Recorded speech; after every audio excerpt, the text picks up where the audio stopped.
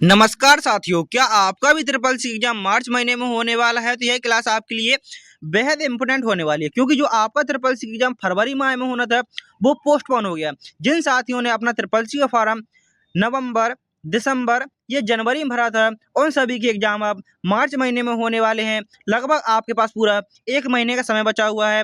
आज आपकी डेट 16 फरवरी हो चुकी है और आपका ट्रिपल सी एग्जाम मार्च महीने के 16 मार्च से लेकर 20 मार्च के बीच होने वाला है। तो अब अपनी तैयारी में लोगों लग जाइए। जिन साथियों को काफ़ी दिन से इंतजार था कि सर एग्जाम डेट, तो आपकी फरवरी में एग्जाम डेट भी आ चुकी थी, लेकिन उसको पोस्टपोन कर दिया गया है। अब आपका एग्जाम मार्च महीने में होगा। तो आपको तैयारी करने का यदि मौका मिला है तो आप तैयारी को और अच्छा कर लीजिए, जिससे कि आप एग्जाम में असफल ना हो, सफल होने के पूरे पूरे चांस हो जाएं। तो आपको क्लास डेली देखते चलनी है। और साथ ही यदि आपने अभी तक हमारी ई बुक को नहीं खरीदा है तो इस पर आपका ऑफर चल रहा है, जो सिर्फ आपको 49 रुपये में दी जा रही है। इस ई बुक के अंदर आपको प्रत्येक चैप्टर के इंपोर्टेंट क्वेश्चन मिलेंगे, प्रत्येक चैप्टर की थ्योरी मिलेगी और साथ ही आपके लिए मॉडल पेपर हैं, शॉर्टकट की हैं, फुल फॉर्म है और सारा जो इंपोर्टेंट क्वेश्चन, सारे टॉपिक आपको इस ई बुक के अंदर मिल जाएंगे। और यह ई बुक आपको केवल 49 रुपये में दी जा रही है। तो आप इस ई बुक को लेने के लिए दिए हुए व्हाट्सएप नंबर पर मैसेज कर सकते हैं। मैसेज करने के बाद आपको लिखना है हेलो सर ई बुक। आपके पास स्कैनर आएगा। जैसे ही आप 49 रुपये पे कर देते हैं तो तुरंत आपके पास ई बुक का PDF व्हाट्सएप के माध्यम से पहुंच जाएगा। तो आप ले सकते हैं, क्योंकि आपके पास अभी 1 महीने का समय बचा हुआ है। लगभग 220 प्लस पेज हैं, तो आप उस ई बुक को आसानी से पढ़ सकते हैं और 1 से 2 मैराथन क्लास ले लेंगे। तो आपको मेन चीज़ क्या होता है, जब हम पूरे चैप्टर की थ्योरी पढ़ लेते हैं तो जब एग्जाम में पेपर आएगा, क्वेश्चन आएंगे तो उसी चैप्टर से आएंगे, क्योंकि आपके एग्जाम में स्पेशल 9 चैप्टर होते हैं। कौन कौन से, तो आप देखेंगे यहाँ पर जो हमारा नाइलेट का ऑफिशियल सिलेबस है, नाइलेट का ऑफिशियल सिलेबस है इंट्रोडक्शन टू कंप्यूटर, यह आपका पहला चैप्टर है। उसके बाद जो आपका अगला चैप्टर है वो है आपका operating system and file management. जो operating system and file management है, ये आपका दूसरा चैप्टर है। इसके बाद आपको जो अगला चैप्टर है वर्ड प्रोसेसिंग, जिसमें हम लिब्रे ऑफिस राइटर को बहुत अच्छे से पढ़ते हैं। और अगला चैप्टर है स्प्रेडशीट, जो आपका लिब्रे ऑफिस कैल्क से है, जिसमें हम सीट को बनाना सीखते हैं। इसके बाद अगला चैप्टर है प्रेजेंटेशन, जिसको लिब्रे ऑफिस इम्प्रेस के रूप में जाना जाता है।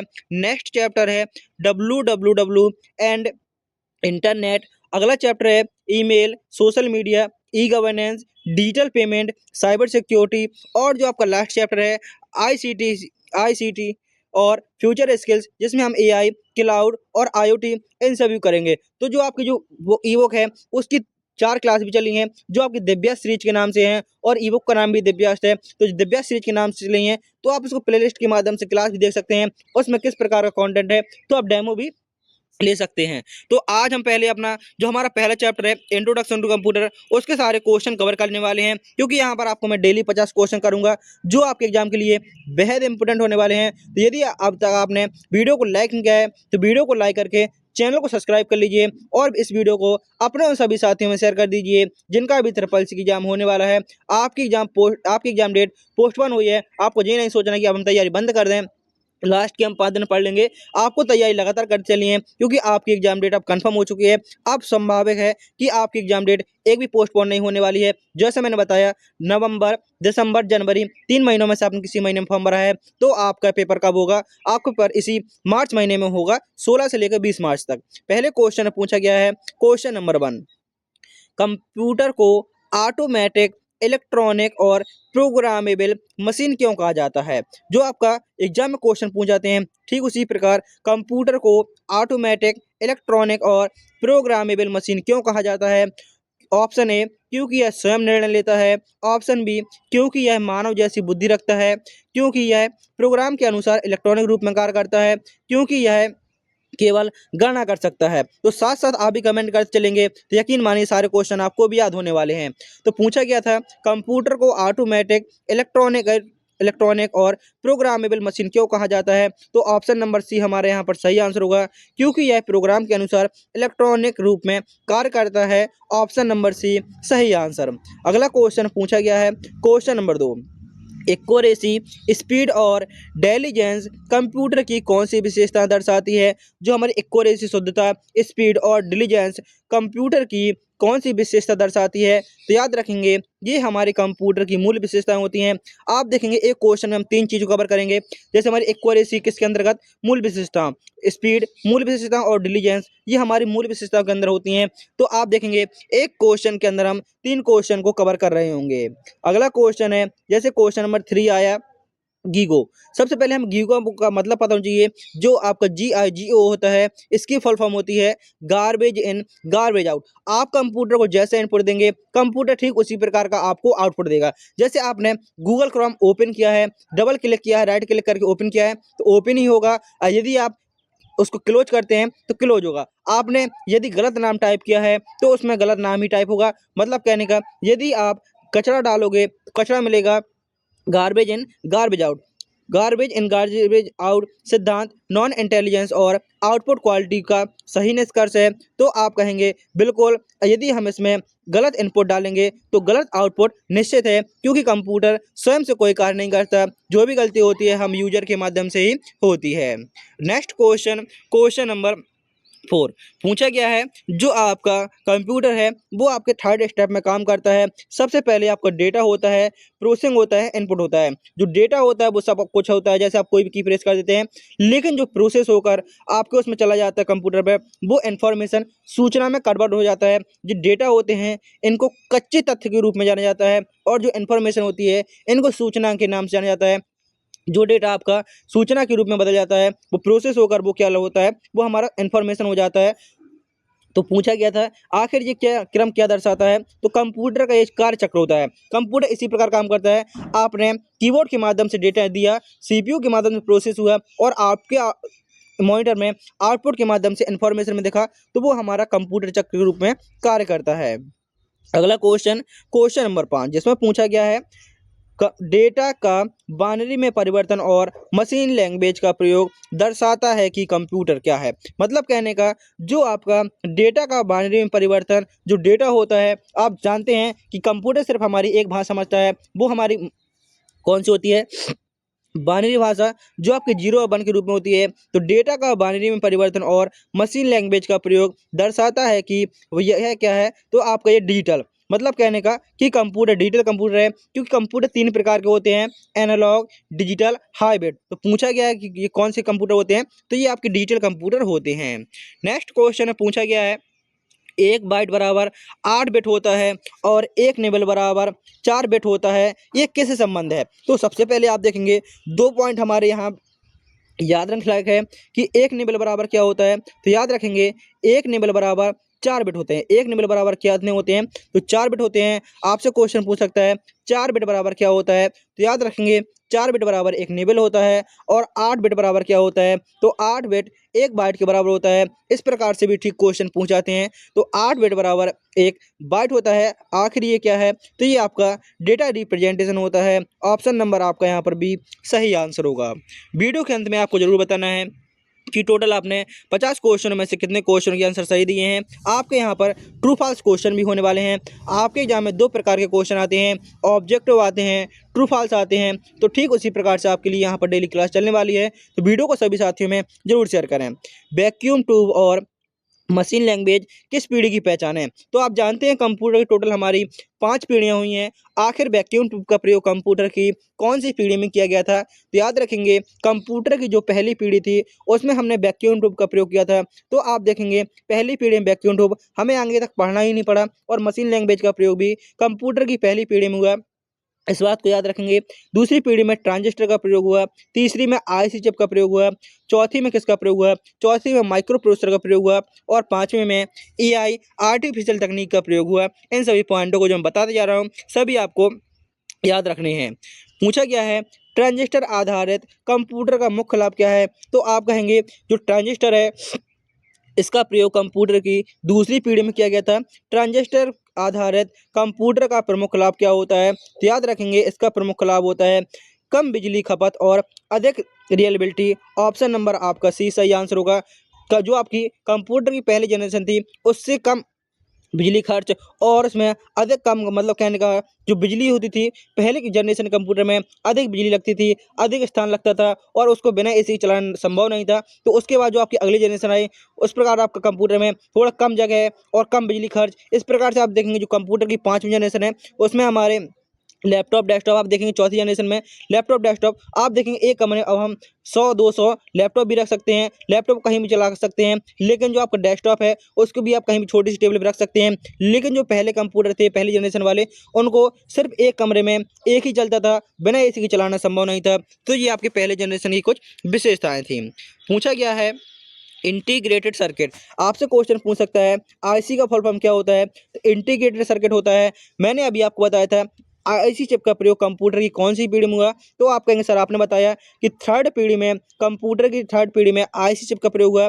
आईसी की फुल फॉर्म होती है इंटीग्रेटेड सर्किट। के बीच में क्या परिवर्तन हुआ, तो याद रखेंगे आकार छोटा हुआ और गति तेज हो गई, तो आपकी कंप्यूटर की तीसरी पीढ़ी आई। अगला क्वेश्चन है क्वेश्चन नंबर 10। माइक्रो प्रोसेसर और पर्सनल कंप्यूटर किस पीढ़ी से जुड़े होते हैं। जो हमारे माइक्रो प्रोसेसर और पर्सनल कंप्यूटर होते हैं आखिर वो किस पीढ़ी से जुड़े होते हैं, तो याद रखेंगे वह हमारे चौथी पीढ़ी से जुड़े होते हैं। ऑप्शन नंबर सी हमारे यहाँ पर सही आंसर होगा। अगला क्वेश्चन है क्वेश्चन नंबर 11। आर्टिफिशियल इंटेलिजेंस और सिस्टम एक्सपर्ट किस पीढ़ी से हैं। तो मैंने आपको बताया था कि जो कंप्यूटर की 5वीं पीढ़ी थी उसमें एआई का प्रयोग किया गया। तो आपसे एआई भी दे सकता है और एआई का फुल फॉर्म भी दे सकता है कि आर्टिफिशियल इंटेलिजेंस और सिस्टम एक्सपर्ट सिस्टम किस पीढ़ी संबंधित है। तो ये हमारी 5वीं पीढ़ी संबंधित है। ऑप्शन नंबर हमारे यहाँ पर सी सही आंसर होगा। इस प्रकार से आपने कंप्यूटर की 5 पीढ़ियों को देखा। तो आपको कमेंट बॉक्स में छाप देनी है कि 5वीं पीढ़ी, एक पीढ़ी से लेकर 5वीं पीढ़ी में कौन सी तकनीक का प्रयोग हुआ। इनके आंसर आप सभी को कमेंट बॉक्स में लिख देने हैं। पूछा गया है हार्डवेयर और यूजर के बीच इंटरफेस कार्य कौन करता है। जो हार्डवेयर होता है जैसे हमारा मॉनिटर हो गया, माउस हो गया, कीबोर्ड हो गया, और जो यूजर होते हैं हम और आप यूजर होते हैं, आखिर इनके बीच इंटरफेस का कार्य कौन करता है। तो वो करता है हमारा ऑपरेटिंग सिस्टम। ऑप्शन सी आपका सही आंसर होगा।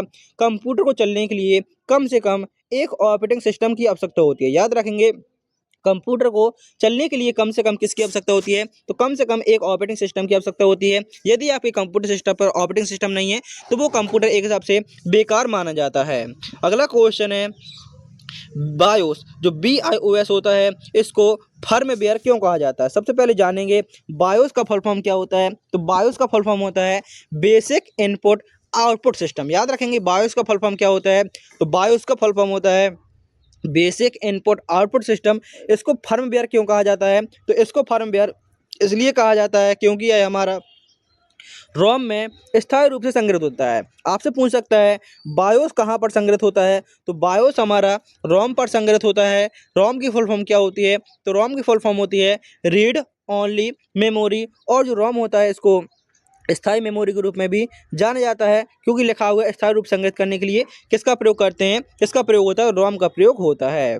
अगला क्वेश्चन है सिस्टम सॉफ्टवेयर का मुख्य कार्य क्या होता है। जो सिस्टम सॉफ्टवेयर होता है आखिर उसका मुख्य कार्य क्या होता है। तो याद रखेंगे जो हमारे सिस्टम सॉफ्टवेयर होते हैं क्या उनका काम डॉक्यूमेंट बनाना। आप कहेंगे नहीं, गेम को चलाना नहीं, इंटरनेट एक्सेस नहीं, तो क्या काम होता है। तो याद रखेंगे सिस्टम सॉफ्टवेयर होता है इसका मुख्य कार्य होता है हार्डवेयर को नियंत्रित करना। ऑप्शन नंबर बी आपका यहाँ पर करेक्ट आंसर हो जाएगा। अगला क्वेश्चन पूछा गया है MS वर्ड, आपने MS वर्ड का नाम सुना होगा, MS एक्सेल का नाम सुना होगा, आखिर ये किस श्रेणी में आते हैं। क्या ये हमारे सिस्टम सॉफ्टवेयर हैं। तो आप कहेंगे सिस्टम सॉफ्टवेयर तो नहीं है क्योंकि सिस्टम सॉफ्टवेयर होते हैं वो हमारे ऑपरेटिंग सिस्टम कहलाते हैं। यूटिलिटी सॉफ्टवेयर नहीं है क्योंकि यूटिलिटी सॉफ्टवेयर में हमारे एंटीवायरस आ जाते हैं। कंप्यूटर सुरक्षा के लिए यूटिलिटी सॉफ्टवेयर का प्रयोग होता है। एप्लीकेशन सॉफ्टवेयर, तो आप कहेंगे जी बिल्कुल सही है, जो हमारे एप्लीकेशन सॉफ्टवेयर होते हैं जैसे हमारा MS वर्ड हो गया। मतलब आपको यहाँ पर छोटी सी दो बात समझनी है, सिस्टम सॉफ्टवेयर भी होते हैं सिस्टम को चलने के लिए जिनकी आवश्यकता होती है, मतलब कहने का कंप्यूटर को चलने के लिए जिसकी आवश्यकता होती है वो हमारे सिस्टम सॉफ्टवेयर होते हैं। और यूजर को जिन एप्लीकेशन की आवश्यकता होती है, जिन सॉफ्टवेयर की आवश्यकता होती है वो एप्लीकेशन सॉफ्टवेयर कहलाते हैं। जैसे हम MS वर्ड को यूज करना चाहते हैं या लिब्रे ऑफिस को यूज करना चाहते हैं, वो हमारे ऊपर डिपेंड करता है कि हमें कौन सा एप्लीकेशन सॉफ्टवेयर चलाना है। नेक्स्ट क्वेश्चन पूछा गया है CPU। CPU से क्वेश्चन बनता है कि CPU के मुख्य घटक कितने होते हैं। तो याद रखेंगे सीपीयू के जो मुख्य घटक होते हैं वो 3 होते हैं। सीपीयू के मुख्य कितने घटक होते हैं? तो याद रखेंगे सीपीयू के मुख्य 3 घटक होते हैं। सीपीयू की फुल फॉर्म क्या होती है? तो सीपीयू की फुल फॉर्म होती है सेंट्रल प्रोसेसिंग यूनिट। सीपीयू की फुल फॉर्म क्या होती है? तो सीपीयू की फुल फॉर्म होती है सेंट्रल प्रोसेसिंग यूनिट। इसके मुख्य 3 घटक होते हैं। कौन कौन से? तो पहला होता है आपका एएलयू। पहला कौन सा होता है? एएलयू। इसका प्रयोग किसके लिए होता है? अरिथमेटिक और लॉजिक गणनाओं करने के लिए हमारा एएलयू का प्रयोग होता है। एएलयू की फुल फॉर्म होती है अरिथमेटिक लॉजिक यूनिट। और दूसरा होता है सीयू। सीयू की फुल फॉर्म होती है कंट्रोल यूनिट। और तीसरा होता है रजिस्टर। यदि आपको यहाँ पर रजिस्टर नहीं मिलता है तो वहाँ पर आपको एमयू भी मिल सकता है, मेमोरी यूनिट। तो ऑप्शन नंबर हमारे यहाँ पर ए सही आंसर होगा। और आपसे पूछ सकता है कंप्यूटर की सबसे तेज मेमोरी कौन सी होती है? तो जो सबसे तेज मेमोरी होती है वो होती है रजिस्टर। ऑप्शन नंबर ए हमारा यहाँ पर सही आंसर होगा। अगले क्वेश्चन में पूछा गया है एएलयू का मुख्य कार्य क्या है? जो एएलयू होता है आखिर इसका मुख्य कार्य क्या होता है? तो मैंने अभी अभी आपको बताया जो हमारा एएलयू होता है इसका फुल फॉर्म होता है अरिथमेटिक लॉजिक यूनिट। और इसका मुख्य कार्य क्या होता है? तो आप कहेंगे गणितीय और तार्किक गणना करने के लिए हमारा एएलयू का प्रयोग होता है। ऑप्शन नंबर हमारे यहाँ पर सी सही आंसर होगा। गणितीय और तार्किक गणनाओं करने के लिए किसका प्रयोग होता है? तो वहाँ पर आपका एएलयू का प्रयोग होता है। फुल फॉर्म अच्छे से याद रखेंगे। अगला क्वेश्चन पूछा गया है सीयू का कार्य किससे संबंधित है? तो जो सीयू होता है इसका कार्य होता है इंस्ट्रक्शन को कंट्रोल करना। आपको पता है सीयू का फुल फॉर्म होता है कंट्रोल यूनिट। तो कहीं ना कहीं से कंट्रोल किया जा रहा है। तो ऑप्शन नंबर सी हमारे यहाँ पर सही आंसर होगा। अगला क्वेश्चन पूछा गया है रजिस्टर को हाई स्पीड मेमोरी क्यों कहा जाता है? मैंने आपको बताया जो हमारी रजिस्टर होती है इसको सबसे तेज मेमोरी के नाम से जाना जाता है। तो आखिर ये इसको सबसे तेज मेमोरी क्यों कहा जाता है? क्योंकि इसमें एचडीडी होता है, क्योंकि ये सीपीयू के अंदर होते हैं, क्योंकि ये सेकेंडरी मेमोरी है, क्योंकि ये इनपुट डिवाइस हैं। तो आप कहेंगे जो हमारा रजिस्टर है इसको हाई स्पीड मेमोरी इसलिए कहा जाता है क्योंकि यह हमारे सीपीयू के अंदर होता है। ऑप्शन नंबर बी आपका यहाँ पर करेक्ट आंसर होगा। नेक्स्ट क्वेश्चन पूछा गया है रैम को वोलेटाइल मेमोरी क्यों कहा जाता है? जो रैम होता है आखिर इसको वोलेटाइल मेमोरी क्यों कहा जाता है? क्योंकि जो रैम होता है सबसे पहले रैम की फुल फॉर्म जानेंगे रैंडम एक्सेस मेमोरी। रैम की फुल फॉर्म होती है रैंडम एक्सेस मेमोरी। इसको वोलेटाइल मेमोरी क्यों कहा जाता है? इसको वोलेटाइल मेमोरी इसलिए कहा जाता है क्योंकि बिजली जाने के बाद यह अपना डेटा नष्ट कर देती है। मतलब जो आपके डेटा रैम पर होता है वो सब डेटा आपका नष्ट हो जाता है। आप जैसे कंप्यूटर पर कोई काम कर रहे हैं, जैसे मान लेते हैं आप एमएस वर्ड खोले हुए हैं, आप कंप्यूटर में कुछ काम कर रहे हैं और आपने उस डेटा को सेव नहीं किया तो वो सारा हट जाता है। कंप्यूटर पर आप कुछ भी कार्य करते हैं वो सभी कार्य हमारा रैम पर जाना अनिवार्य होता है। तो आप कंप्यूटर पर जो भी काम करते हैं, आपसे क्वेश्चन पूछ सकता है कंप्यूटर आप जो भी काम करते हैं वो कहाँ पर अनिवार्य होता है जाना? तो वो रैम पर जाना अनिवार्य होता है।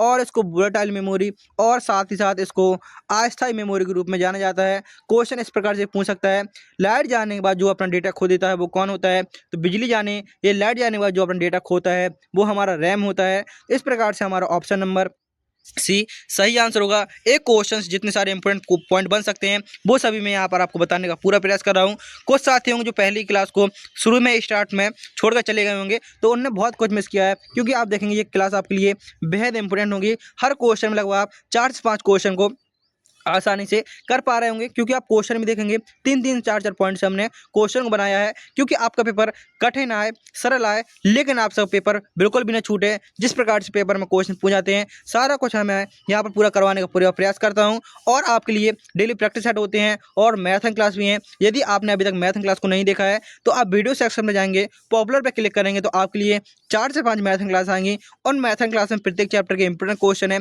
तो आप वो भी कर सकते हैं। यहाँ पर आपके लिए डेली चैप्टर वाइज क्वेश्चन में आपको लगभग 10 से 12 दिन करवाने वाला हूं जिसमें आपके सारे इंपॉर्टेंट क्वेश्चन हो जाएंगे। जो रैम होता है, रॉम का फुल फॉर्म क्या होता है? रॉम का फुल फॉर्म होता है रीड ओनली मेमोरी। रॉम का फुल फॉर्म क्या होता है? तो रॉम का फुल फॉर्म होता है रीड ओनली मेमोरी। ये कौन सी मेमोरी होती है? तो इसको नॉन वोलेटाइल के नाम से जाना जाता है। याद रखेंगे रॉम किस प्रकार की होती है, तो इसको नॉन वोलेटाइल के रूप में जाना जाता है। और बूटिंग प्रक्रिया का सही जो बूटिंग प्रक्रिया का सही संबंध क्या है? तो याद रखेंगे रोम हमारी नॉन वोलेटाइल नेचर और बूटिंग प्रक्रिया का सही संबंध होता है। रोम में बूटिंग के निर्देश होते हैं। ऑप्शन नंबर हमारा यहाँ पर सी सही आंसर होगा। अगला क्वेश्चन पूछा गया है, बूटिंग प्रक्रिया का सही क्रम क्या है। जो बूटिंग प्रक्रिया होती है आखिर उसका सही क्रम क्या होता है, क्योंकि जब आपका कंप्यूटर होता है तभी आपका बूट होता है। आखिर इसकी सही प्रक्रिया क्या होती है, तो सबसे पहले आपका बायोस चालू होता है, उसके बाद आपके हार्डवेयर चेक होते हैं, उसके बाद आपका ऑपरेटिंग सिस्टम लोड होता है। जैसे आपने सीपीयू को जब आपका पावर बटन होता है उसको ऑन किया, उसको प्रेस किया, तो सबसे पहले आपका बायोस चालू होगा, उसके बाद आपके हार्डवेयर चेक होंगे, जैसे आपका माउस कीबोर्ड हो गया, उसके बाद आपका ऑपरेटिंग सिस्टम लोड होगा। इसी प्रक्रिया पर आपका ये बूटिंग काम करता है। नेक्स्ट क्वेश्चन पूछा गया है, primary memory, CPU direct access और हाई स्पीड का सही उदाहरण क्या है। जो हमारी प्राइमरी मेमोरी होती है, सीपीयू डायरेक्ट एक्सेस और हाई स्पीड का सही उदाहरण कौन सा है, तो वो है हमारा रैम। क्योंकि जो आप देखेंगे हार्ड डिस्क हो गई, पेन ड्राइव हो गई और जो सीडी रोम हो गई, इन तीनों से हाई स्पीड होती है हमारी रैम की। रैम का फुल फॉर्म होता है रैंडम एक्सेस मेमोरी। अगला क्वेश्चन पूछा गया है, सेकेंडरी मेमोरी का मुख्य उद्देश्य क्या है। जो सेकेंडरी मेमोरी होती है आखिर इसका मुख्य उद्देश्य क्या होता है, तो याद रखेंगे सेकेंडरी मेमोरी का मुख्य उद्देश्य होता है परमानेंट डेटा स्टोरेज। यदि आप डेटा को परमानेंट स्टोर करना चाहते हैं, जैसे आपने पेन ड्राइव देखी होंगी, एचडीडी देखी होंगी, जिसमें आप डेटा को हमेशा के लिए स्टोर कर सकते हैं, आप लंबी समय तक डेटा को स्टोर कर सकते हैं, तो वो किस में रखते हैं, आप कहेंगे सेकेंडरी मेमोरी में हम डेटा को लंबे समय तक स्टोर करके रख सकते हैं। नेक्स्ट क्वेश्चन पूछा गया है, रैम और रोम में सही अंतर क्या है। सबसे पहले रैम की फुल फॉर्म आपको पता है रैंडम एक्सेस मेमोरी होती है, रोम की फुल फॉर्म होती है रीड ओनली मेमोरी। तो आखिर इनमें मुख्य अंतर क्या है, तो मैंने आपको बताया था जो रैम होती है वो हमारी अस्थायी मेमोरी होती है, और जबकि जो रोम होती है वो स्थायी मेमोरी होती है। रैम को वोलेटाइल मेमोरी के नाम से जाना जाता है, और रोम होती है इसको नॉन वोलेटाइल मेमोरी के नाम से जाना जाता है। तो आप इन सभी पॉइंट को अच्छे से याद रखेंगे, आपसे क्वेश्चन कैसे पूछेगा और आप उसका आंख बंद करके आंसर लगा पाएंगे। पूछा गया है, इनपुट प्रोसेस आउटपुट चक्र में प्रोसेसिंग का कार्य क्या होता है, तो आप कहेंगे जो हमारा इनपुट, सबसे पहले हम इनपुट देते हैं माउस कीबोर्ड के माध्यम से, हमने इनपुट दिया, उसके बाद आपका डेटा प्रोसेस हुआ और आउटपुट में बदल गया। जो आपको मॉनिटर पे दिखता है वो हमारा सॉफ्ट आउटपुट होता है। तो इस चक्र में जो प्रोसेसिंग होता है इसका कार्य क्या होता है, तो प्रोसेसिंग का कार्य होता है डेटा को मीनिंगफुल इन्फॉर्मेशन में बदलना। मतलब कहने का, जैसे कि आपका कीबोर्ड है, जैसे आपका यहाँ पर कीबोर्ड बना लेते हैं हम, कीबोर्ड हमारी ये सारे की हैं, हम किसी भी की को प्रेस करते रहें, ये हमारा डेटा तो है लेकिन ये कोई काम का नहीं है। हम जैसे कीबोर्ड हमारा कनेक्ट नहीं है, कंप्यूटर सीपीयू से कनेक्ट नहीं है, हम कुछ भी की प्रेस करते रहें कोई मतलब नहीं है, जब तक आपका चालू नहीं है, कंप्यूटर कनेक्ट नहीं है। आपका जैसे ही आपने की है, कोई प्रेस कर रहे हैं, आपका कीबोर्ड है वो सीपीयू से कनेक्ट है, आपने की प्रेस की, कुछ भी टाइप हुआ तो प्रोसेस होकर वो आपके आउटपुट में बदला। तो याद रखेंगे डेटा को मीनिंगफुल इन्फॉर्मेशन में बदलना वो हमारा प्रोसेसिंग का कार्य होता है। पूछा गया है, इनपुट डिवाइस का कार्य क्या होता है। जो इनपुट डिवाइस होती हैं वो क्या होती हैं, तो याद रखेंगे कंप्यूटर को जिन डिवाइस के माध्यम से आदेश निर्देश ऑर्डर दिए जाते हैं वो सभी हमारी इनपुट डिवाइस होती हैं। आप सभी जानते हैं कंप्यूटर अपने मन से कोई कार्य नहीं कर सकता, कंप्यूटर को कार्य करने के लिए इनपुट डिवाइस की आवश्यकता होती है। तो याद रखेंगे इनपुट डिवाइस का मुख्य कार्य क्या होता है, डेटा को कंप्यूटर रीडेबल फॉर्म में देना। मतलब कंप्यूटर को हम कोई ना कोई इंस्ट्रक्शन देते हैं, जैसे मैंने आपको बताया आपका कंप्यूटर ऑन है, आप सुबह ऑन कर दीजिए, शाम तक ऑन बना रहेगा, जब तक आप उसमें कुछ काम नहीं करेंगे, यूजर द्वारा कोई इनपुट नहीं दिया जाएगा, तब तक वो कुछ काम नहीं करेगा। तो इनपुट का काम होता है डेटा को कंप्यूटर रीडेबल फॉर्म में देना, कि आप कंप्यूटर को डेटा कुछ ना कुछ देंगे, उसी अनुसार आपका कार्य होगा। अगला क्वेश्चन है, स्कैनर, ओसीआर और टेक्स्ट रिकग्निशन आपस में कैसे जुड़े होते हैं। तो याद रखेंगे पहली बात तो ये हमारे दोनों क्या है, इनपुट डिवाइस है, स्कैनर और ओसीआर। आखिर ये आपस में कैसे जुड़े होते हैं, तो याद रखेंगे जब ओसीआर होता है इमेज को टेक्स्ट टेबल टेक्स्ट में बदलता है। मतलब कहने का, आप जैसे कि इसकी स्क्रीनशॉट ले लेंगे, अभी आपने इस क्वेश्चन की स्क्रीनशॉट ली, अभी आपका ये सॉफ्ट आउटपुट में है, आप चाहते हैं इसको मैं सेलेक्ट करूं और कहीं पेस्ट कर लूं, कॉपी पेस्ट कर लूं, तो आप इसको स्क्रीनशॉट लेंगे और गूगल सेलेंस में जाएंगे और तुरंत आप उसको कॉपी कर सकते हैं। कैसे कॉपी कर सकते हैं, स्क्रीनशॉट लेंगे, गूगल लेंस में जाएंगे और उसको उसके बाद कॉपी कर पाएंगे आप। यहाँ से ऐसा नहीं कि आप क्लास चल रही है और आप यहाँ पे प्रेस करें और आपका ये पूरा सिलेक्ट हो जाए, इस प्रकार से नहीं होगा। तो आप किसका प्रयोग कर सकते हैं, ओसीआर का, optical character recognition. Next question पूछा गया है, आउटपुट जो सॉफ्ट कॉपी, जो हमारे सॉफ्ट इनपुट होते हैं, जैसे माउस हो गया, कीबोर्ड हो गया, स्कैनर हो गया, एमआईसीआर हो गया, बीसीआर हो गया, लाइट पेन हो गया, ये सभी हमारे इनपुट डिवाइस होते हैं। इनसे भी क्वेश्चन पूछ सकता है। अगला क्वेश्चन है, आउटपुट तो आउटपुट क्या क्या होते हैं, प्रिंटर हो गया, स्पीकर हो गया, मॉनिटर हो गया, प्लॉटर हो गया, ये हमारे आउटपुट डिवाइस होते हैं। आउटपुट डिवाइस सॉफ्ट कॉपी और टेम्परेरी डिस्प्ले का सही उदाहरण है। तो आप कहेंगे हमारा यहाँ पर जो पूछा गया है आउटपुट डिवाइस सॉफ्ट कॉपी हमारी किस में दिखती हैं, तो आप कहेंगे कंप्यूटर पर हम जो है माउस कीबोर्ड के माध्यम से कुछ भी लिखा हमें कहाँ दिखेगा, हमें आउटपुट के रूप में मॉनिटर पर दिखेगा। ऑप्शन नंबर हमारे यहाँ पर B, sorry option number C सही आंसर होगा, क्योंकि प्रिंटर, प्लॉटर, स्पीकर और मॉनिटर चारों ही हमारी आउटपुट डिवाइस हैं। और आउटपुट डिवाइस पूछे हैं आप कहें चारों हैं, लेकिन सॉफ्ट कॉपी टेम्पोररी डिस्प्ले करता है तो वो हमारा मॉनिटर होता है। अगला क्वेश्चन पूछा गया है हार्ड कॉपी और परमानेंट रिकॉर्ड किस डिवाइस से प्राप्त होते हैं, तो आप कहेंगे जो हमें हार्ड कॉपी मिलती है वो प्रिंटर के माध्यम से मिलती है। जो मॉनिटर होता है उसमें हमें सिर्फ डेटा दिखता है। जैसे कि आप इस क्लास को देख रहे हैं तो आप इसको मॉनिटर मान सकते हैं कि आपको सिर्फ इसमें क्लास दिख रही है, ये सॉफ्ट कॉपी में आपको डेटा दिख रहा है। लेकिन यदि आप इसकी स्क्रीनशॉट करके प्रिंटर से कनेक्ट करके इसका प्रिंट निकाल लेते हैं तो आपकी हार्ड कॉपी हो जाती है। तो ऑप्शन नंबर आप देखेंगे बी आपका सही आंसर होगा। हार्ड कॉपी और परमानेंट रिकॉर्ड किस डिवाइस से प्राप्त होता है, तो वो हमारे प्रिंटर से प्राप्त होता है।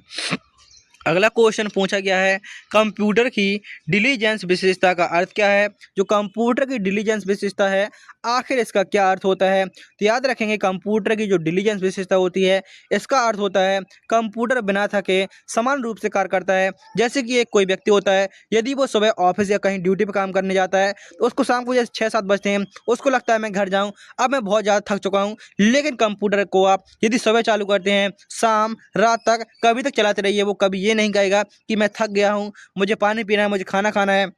तो कंप्यूटर बिना थके सारे काम कर सकता है और कंप्यूटर कभी भी कोई गलती नहीं करता है। जो गलती होती है वो आम यूजर, हम जैसे यूजर के कारण ही होती है। कंप्यूटर अपने मन से कभी भी कोई गलती नहीं करता है। आपने यदि कंप्यूटर पर कोई नाम लिखा है तो नाम लिखेगा, जो आपने काम किया यदि राइट क्लिक किया तो राइट क्लिक होगा। तो मतलब कहने का कंप्यूटर अपने मन से कभी भी कोई गलती नहीं करता है।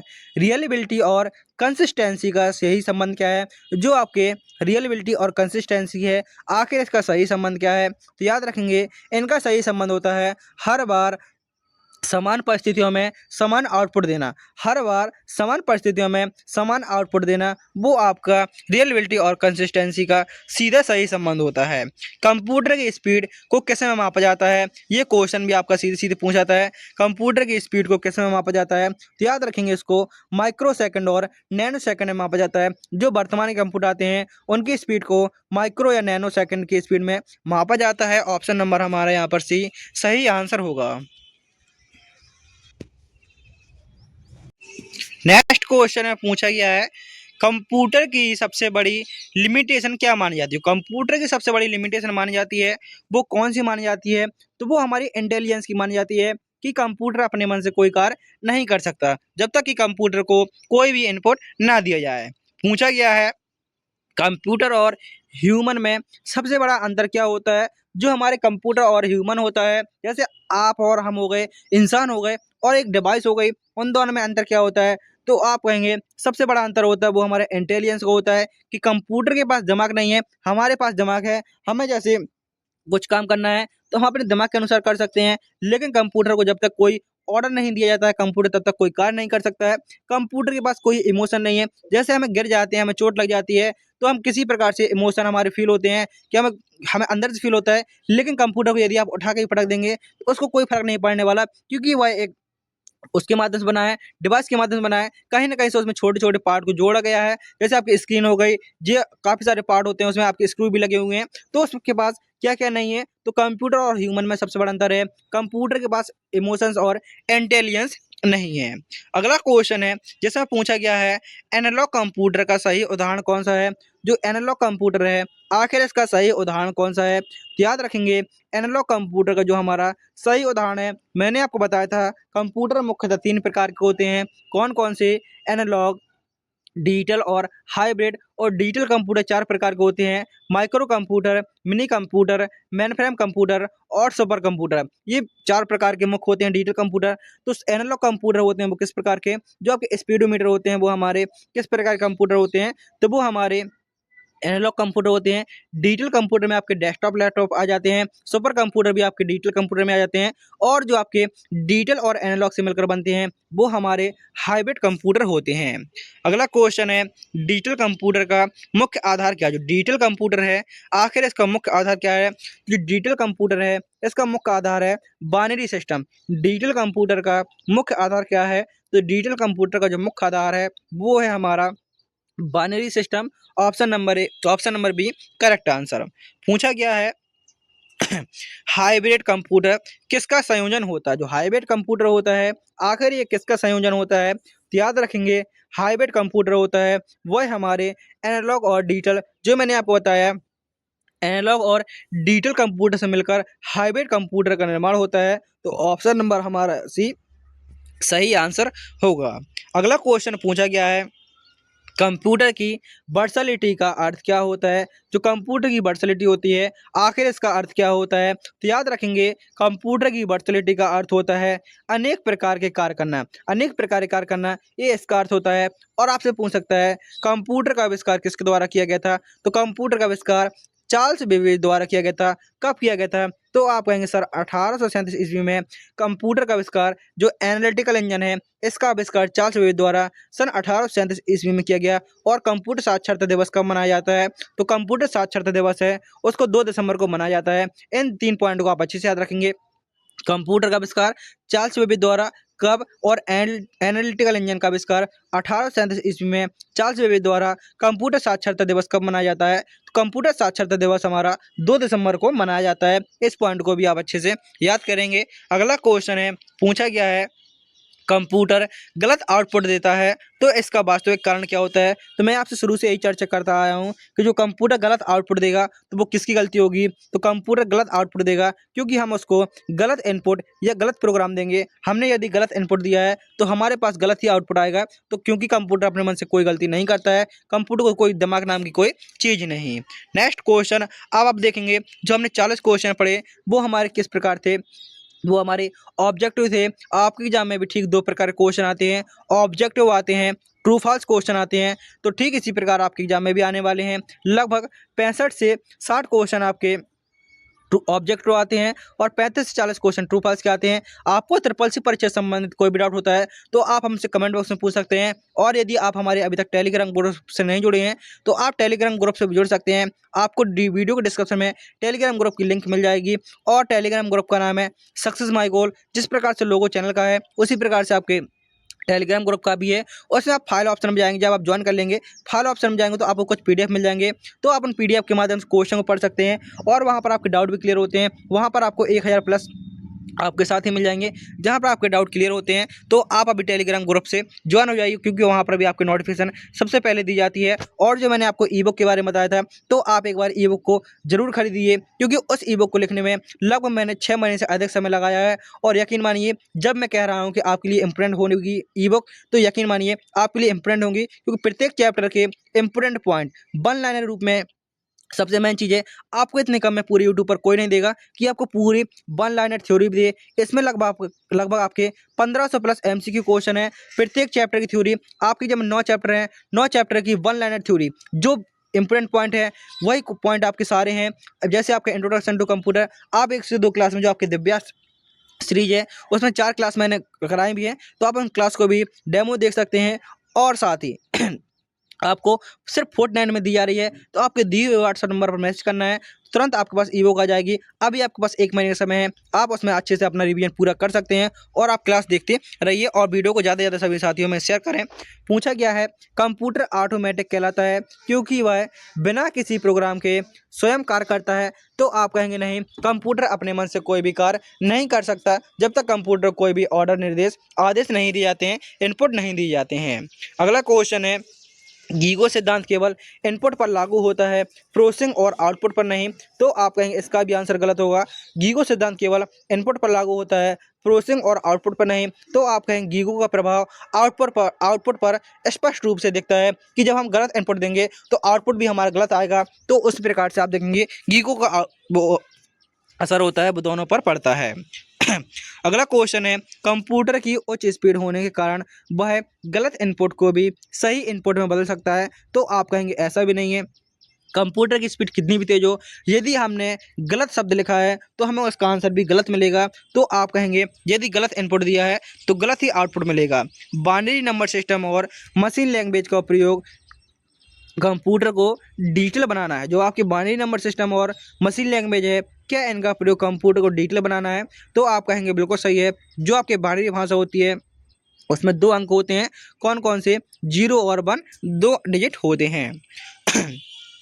वैक्यूम ट्यूब आधारित कंप्यूटर कम बिजली खपत और उच्च विश्वसनीयता वाले थे। तो आप कहेंगे नहीं सर, कंप्यूटर के जो पहले जनरेशन कंप्यूटर थे वो अधिक बिजली खाते थे और वो कम विश्वसनीय थे। तो इसका आंसर हो गलत। कंप्यूटर की पहली पीढ़ी वो आपकी अधिक हीट करती थी और अधिक बिजली खाती थी और उनको बिना एसी के चलाना संभव नहीं था।